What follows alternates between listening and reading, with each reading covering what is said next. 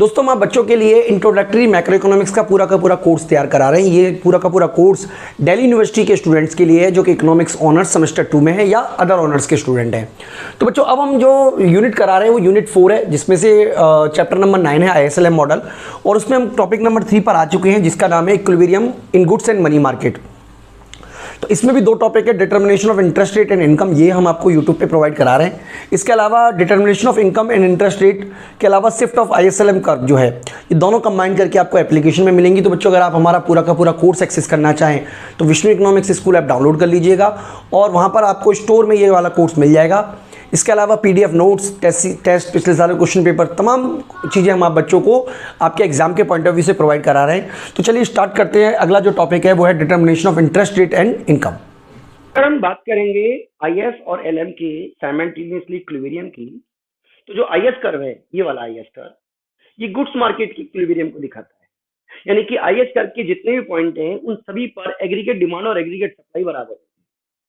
इसी तरीके से जो LM है, ये मनी मार्केट के इक्विलिब्रियम को दिखाता है। यानी कि LM कर्व पर जितने भी पॉइंट होंगे वहां पर डिमांड ऑफ मनी और सप्लाई ऑफ मनी बराबर होंगे। तो दोनों का साइमल्टेनियसली इक्विलिब्रियम इस ई पॉइंट पर हो रहा है। यानी कि इस पॉइंट पर गुड्स ऑफ मनी और सप्लाई ऑफ मनी के साथ साथ एग्रीगेट डिमांड और एग्रीगेट सप्लाई भी बराबर है। यानी कि गुड्स मार्केट में भी इक्विलिब्रियम में है और मनी मार्केट भी इक्विलिब्रियम में है। तो अगर हम बात करेंगे कि अगर ये गुड्स मार्केट और मनी मार्केट का एक साथ इक्विलिब्रियम पॉइंट ई पर होता है, अगर हम इस क्वार्टर की बात करें, यानी कि हम इसको 4 क्वार्टर में डिवाइड कर रहे हैं, 3 और 4, तो इन चारों क्वार्टर पे कोई भी पॉइंट होगा वो डिसइक्विलिब्रियम को ही दिखाएगा। यानी कि इस केस में एक्सेस सप्लाई ऑफ गुड्स होगी, एक्सेस डिमांड ऑफ मनी होगी। इस तरीके से यहाँ पर एक्सेस सप्लाई ऑफ गुड्स होगी। तो अब एक करके समझते हैं कि इस क्वार्टर में इस तरीके से डिसइक्विलिब्रियम क्यों होता है। चलिए देखिए, सबसे पहले अगर हम बात करें मनी मार्केट इक्विलिब्रियम की, तो हम समझ चुके हैं कि मनी मार्केट का इक्विलिब्रियम तब होता है जब मनी डिमांड और मनी सप्लाई एक दूसरे के बराबर होती है। चलिए मनी डिमांड का एक बार डायग्राम बना लेते हैं। तो आप जानते हैं कि मनी डिमांड का डायग्राम इस तरीके का होता है और मनी सप्लाई का इस तरीके का होता है, M/P, और ये होता है KY माइनस HI। तो ये हमारा इक्विलिब्रियम हो गया मनी मार्केट में।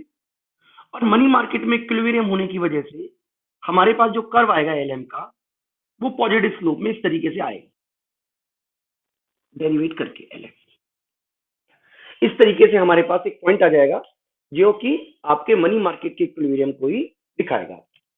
अब देखिए, अगर हम इंटरेस्ट रेट को इससे नीचे कर दें, इस पॉइंट पे ले आए, इस पॉइंट पर, तो आप देखिएगा कि इस इंटरेस्ट रेट पर, यानी कि लोअर इंटरेस्ट रेट पर, आपको क्या मिल रहा है। यहां पर आप देख पा रहे हैं कि जो डिमांड ऑफ मनी है, यानी कि डिमांड ऑफ मनी जो है, यानी कि आप देख पा रहे हैं कि जो L है वो ज्यादा है M/P से। यानी कि इस पॉइंट इंटरेस्ट रेट पर आप देख पा रहे हैं कि जो डिमांड ऑफ मनी है वो ज्यादा है सप्लाई ऑफ मनी से। यानी इस केस में क्या होगा कि एक्सेस डिमांड ऑफ मनी होगी। यानी कि यहां पर जो होगी वो एक्सेस डिमांड ऑफ मनी होगी, एक्सेस डिमांड ऑफ मनी होगी, और यहां पर भी एक्सेस डिमांड ऑफ मनी होगी। इसलिए हमने यहां पर जो लिखा है वो एक्सेस डिमांड ऑफ मनी लिखा है इस क्वार्टर पे, और यहां भी हमने एक्सेस डिमांड ऑफ मनी लिखा है।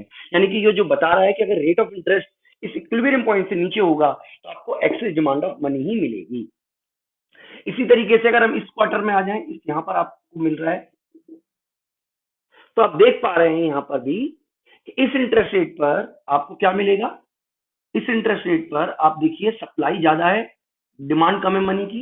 यानी कि इस केस में आपको क्या मिलेगा, एक्सेस सप्लाई ऑफ मनी, यानी कि एक्सेस सप्लाई ऑफ मनी। यानी कि हायर इंटरेस्ट रेट पर आपको एक्सेस सप्लाई ऑफ मनी और excess supply of money, excess supply of money और excess supply of money of ही मिलेगी। इसी तरीके से हम बात करेंगे, अगर हम जो गुड्स मार्केट का इक्विलिब्रियम होता है IS कर्व, उसके थ्रू, तो चलिए देखते हैं IS का इक्विलिब्रियम किस तरीके से होता है।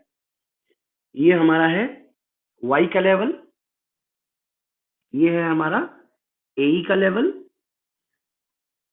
ये हमारा है एग्रीगेट, जो IS का कर्व है, ये IS कर्व है। मान लीजिए ये हमारा IS कर्व।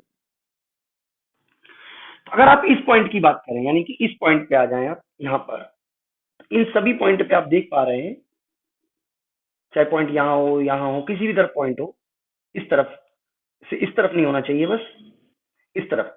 यहाँ पर एक्सेस सप्लाई ऑफ गुड्स होगी, एक्सेस सप्लाई ऑफ गुड्स होगी। एक्सेस सप्लाई ऑफ गुड्स क्यों होगा?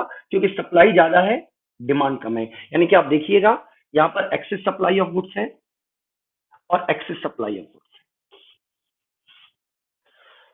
इसी तरीके से अगर इस तरफ आ जाएंगे तो आपको क्या मिलेगा?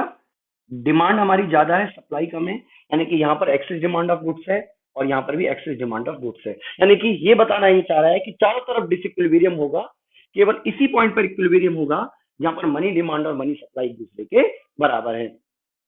तो